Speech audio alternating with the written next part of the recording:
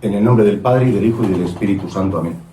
Padre nuestro que estás en el cielo, santificado sea tu nombre, venga a nosotros tu reino. Hágase tu voluntad en la tierra como en el cielo.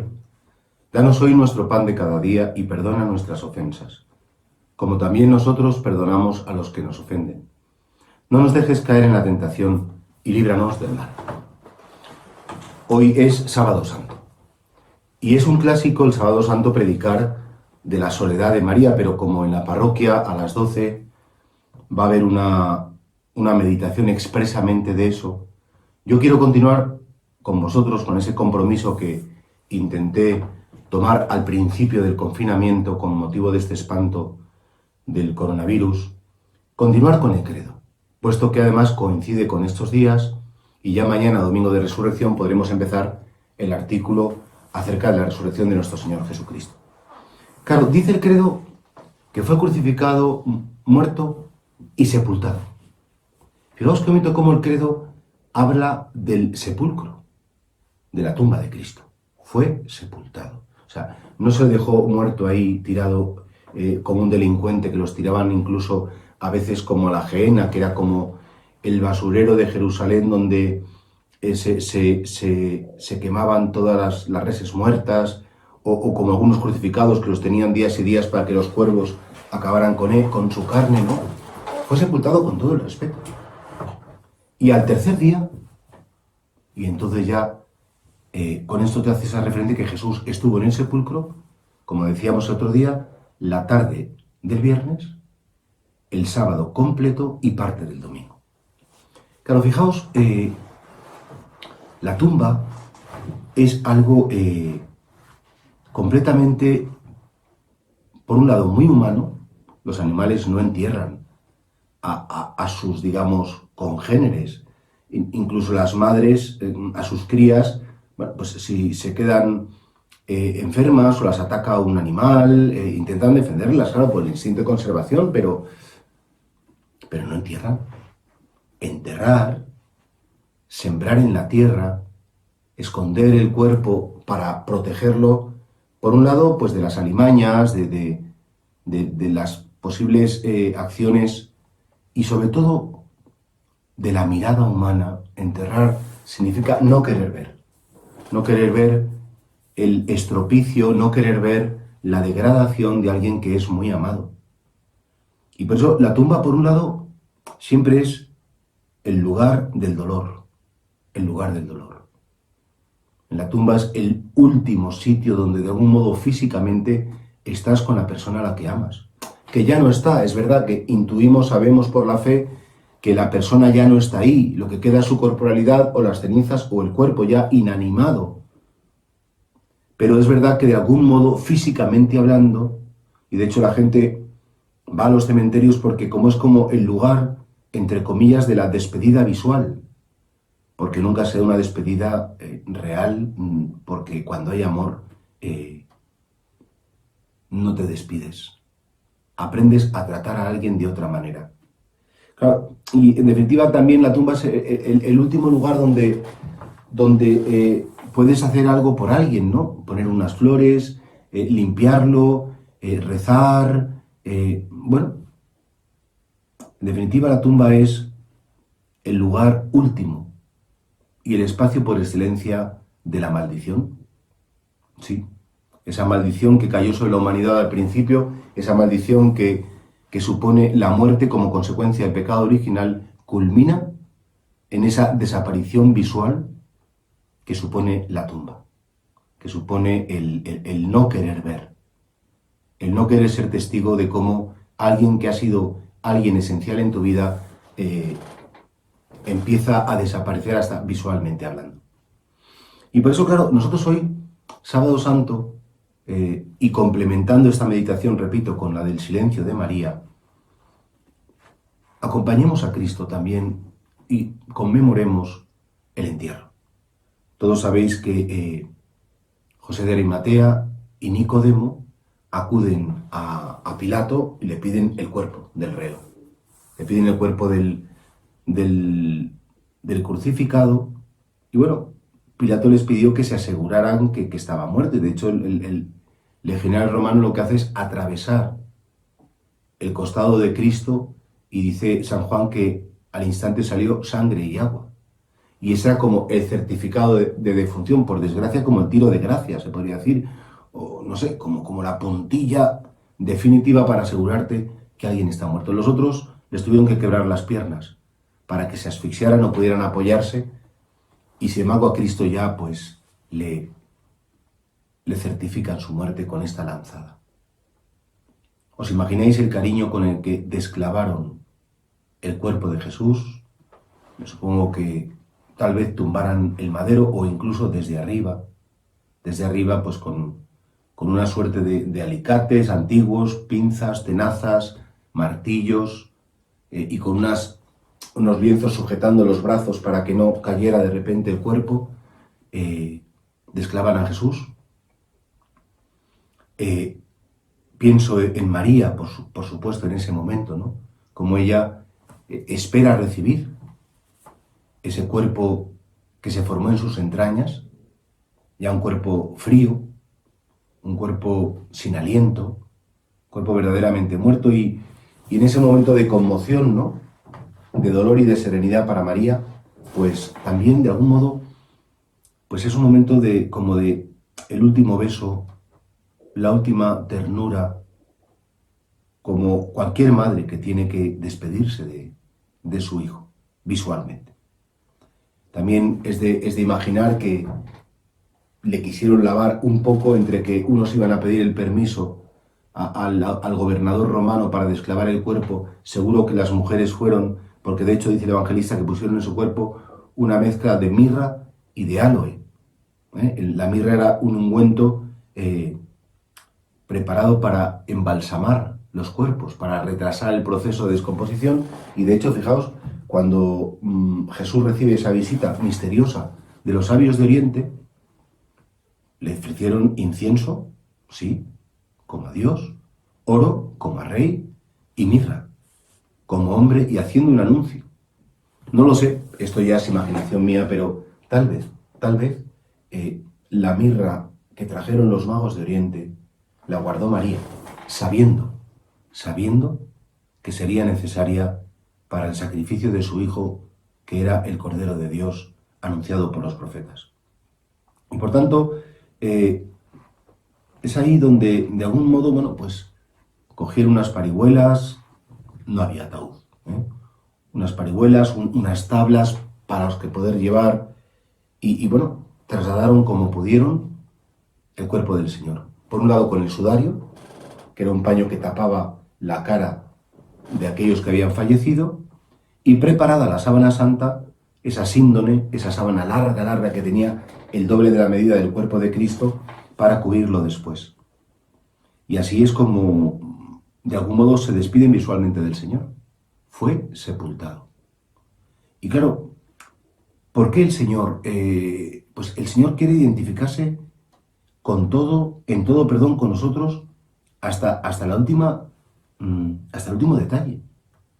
Y por tanto, de algún modo, me parece que si no, lo que no es, dice la teología, que lo que no es asumido no es redimido, y por tanto es que el Señor también de algún modo entra en la tumba, como vamos a entrar, o ya han entrado la humanidad, porque Él quiso ser semejante en todo a nosotros, menos en el pecado, y por tanto, para ser semejante a los hombres pues reciben sepultura, como es lógico. La tierra es como el espacio donde la semilla debe ser sembrada. Y así, si el grano de trigo no cae en tierra, queda infecundo, decía Jesús. Pero si es sembrado, ese grano da mucho fruto.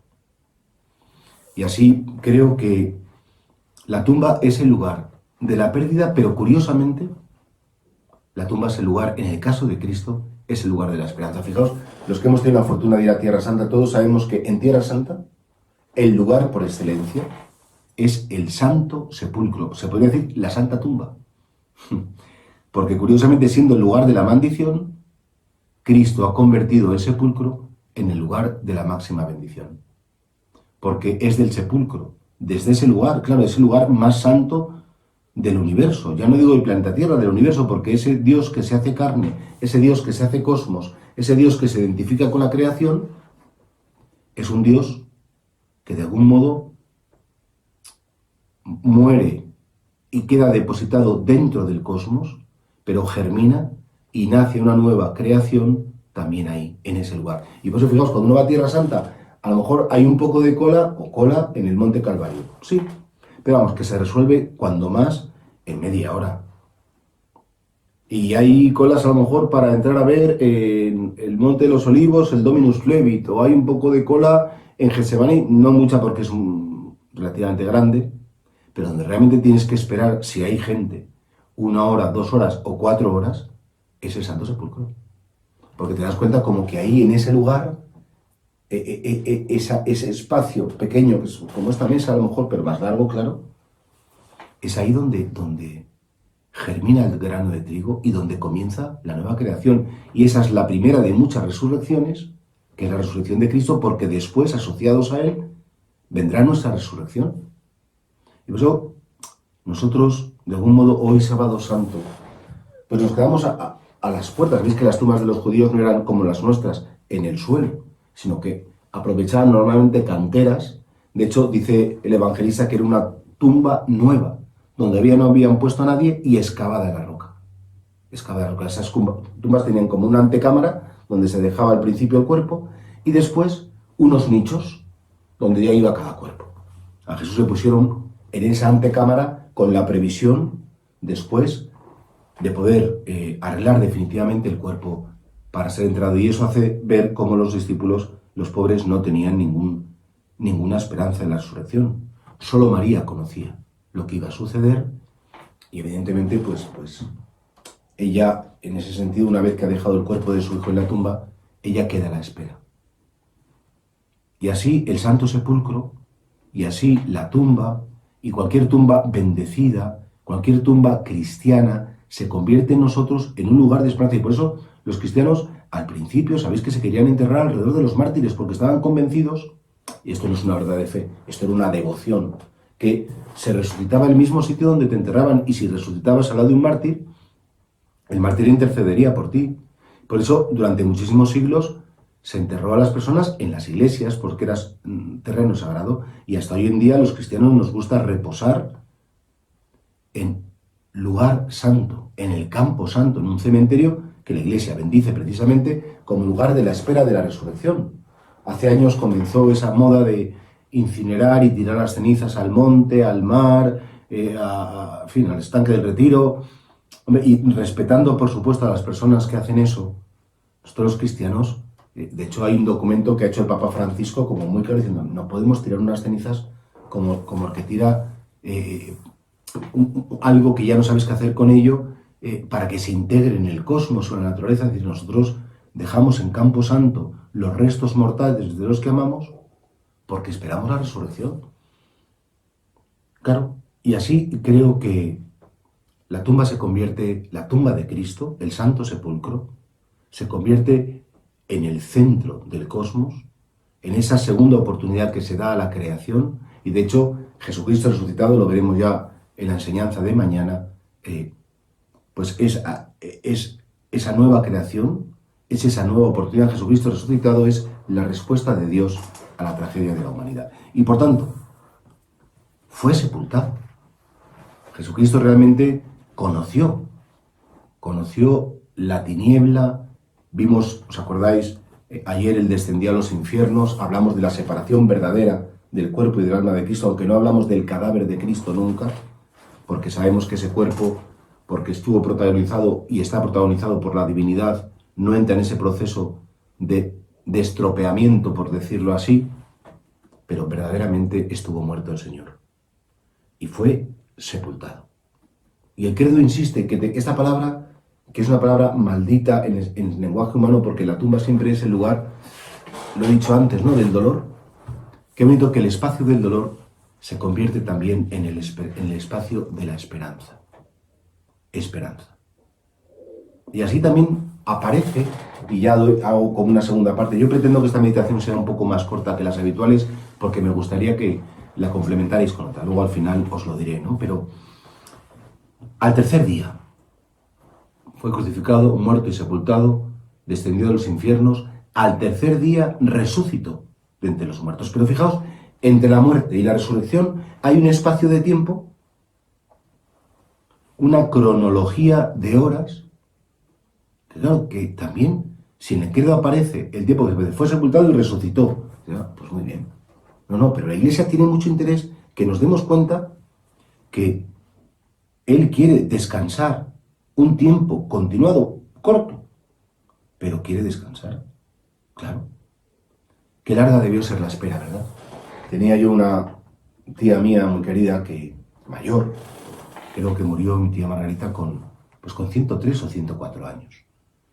Y cuando cumplió 100, que la fuimos a ver ahí al Baco Valdeorras, pues decía, digo, qué corta es la vida, pero qué largos son los días. Porque cuando tú esperas ya algo y no pasa, el día se te hace largo, claro que sí. Y aún así, pues saber esperar, saber que mi tiempo no es el tiempo de Dios, saber dejar que sea Él quien decida cuándo tienen que pasar las cosas. No ya tanto cómo tienen que pasar las cosas, que eso, ya lo hemos aprendido, que el cómo también le pertenece, pero sobre todo el cuándo. Para las personas nerviosas, no sé, como yo, estamos deseando ya, pues mira, cuanto antes mejor. Pues si esto, y de hecho los niños pequeños, cuando se montan en un coche y tienen un viaje largo, a los 10 minutos de salir o a la media dicen, ¿y cuándo falta? ¿Y cuándo llegamos? ¿Y cuánto falta? Es una cosa como muy simpática porque como no tienen la noción de, no saben esperar, les cuesta mucho. Y yo creo que también a veces nosotros no sabemos esperar. ¿Tú qué esperas que pase en tu vida? ¿Qué esperas y cómo es tu espera? ¿Sabes esperar?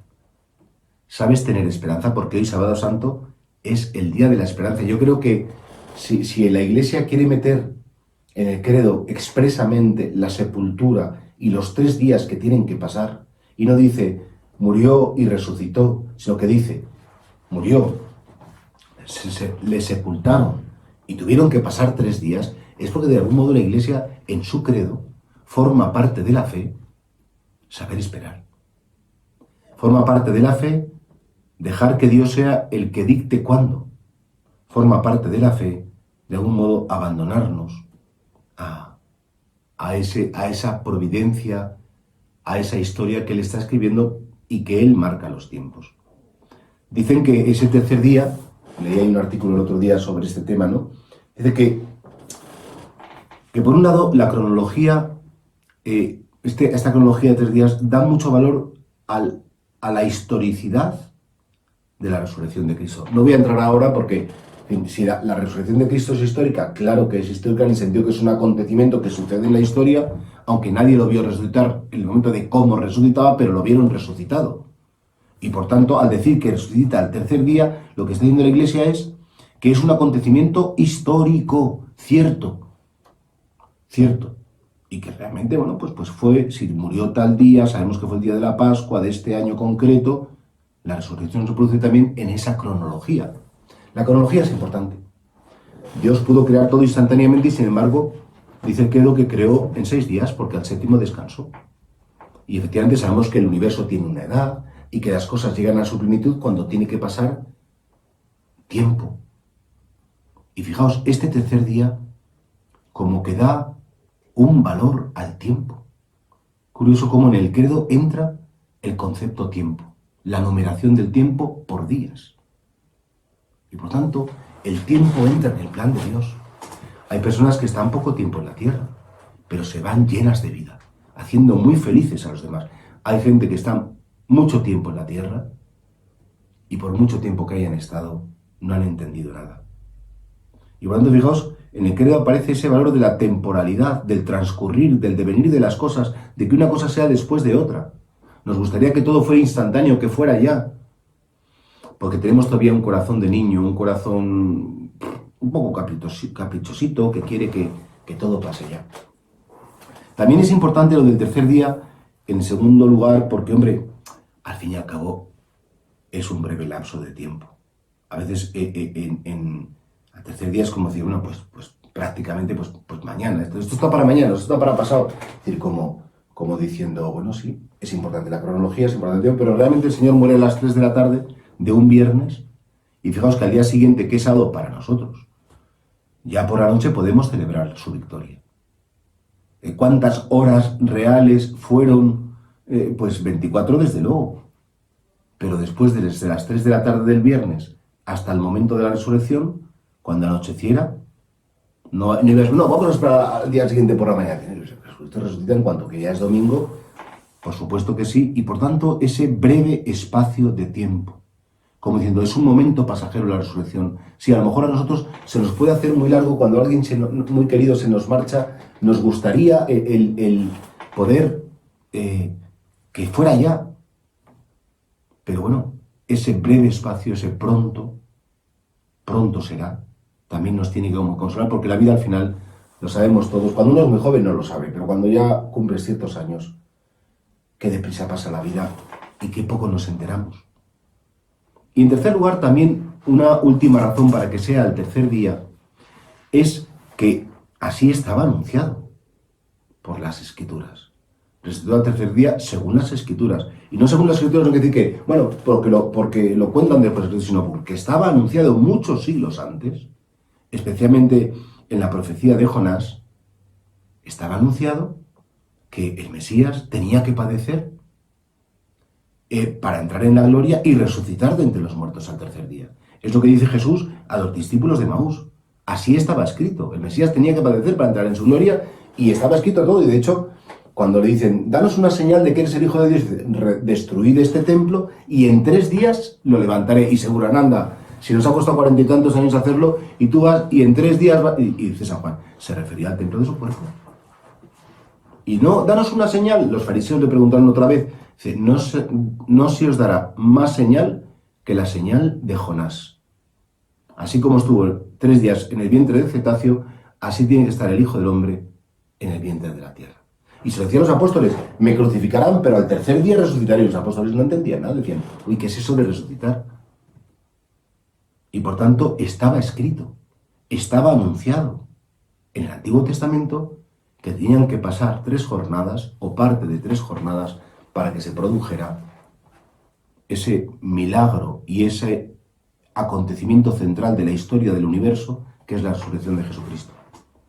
Hombre, sabemos los cristianos que el número 3 hace referencia a la Trinidad, a cada una de las personas divinas. Y eso seguro, pues que tiene algo también de algún modo simbólico que ver. En definitiva, y ya quiero empezar a terminar, este Sábado Santo, qué día tan bonito para contemplar, para estar a los pies del sepulcro. ¿Qué hizo la Virgen? Quedarse, volver a casa, sentarse.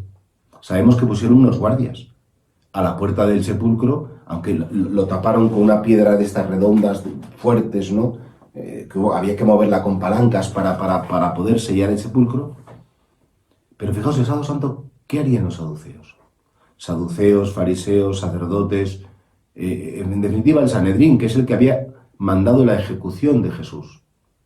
¿Tendrían remordimientos? Sabemos que Judas se había ahorcado, se había quitado la vida. Pero estos estarían satisfechos, contentos, pensando que habían hecho un servicio a Dios, pero con la conciencia evidentemente muy intranquila, diciendo un servicio a Dios, matar a alguien. Y además sabían que era inocente. Y en el fondo uno, por muy animal que sea, no puede violentar la conciencia. Dios nos ha dado a todos una conciencia y sabemos cuando lo hemos hecho mal, que tendremos que rendir cuentas a Dios de lo que hemos hecho bien o lo que hemos hecho mal. Si le pedimos perdón para coger su reconciliación, pero si no nos arrepentimos, y estos señores no mostraron en principio ningún signo de arrepentimiento. Todo lo contrario, tenían tal rabia, tal rechazo a Jesús.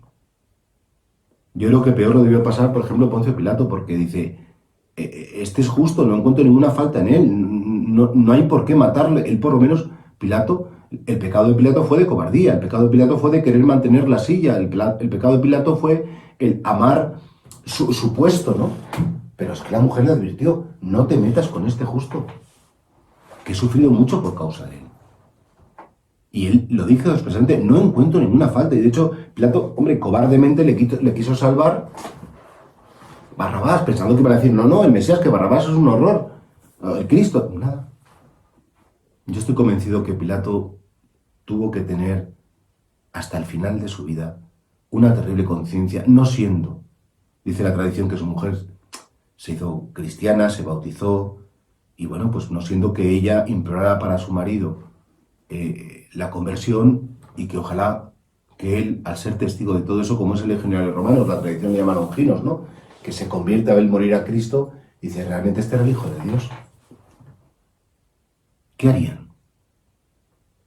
Herodes, que se burló de él, hazme una gracia, Mesías, hazme un milagrito. Seguiría ebrio, borracho, seguiría a lo suyo.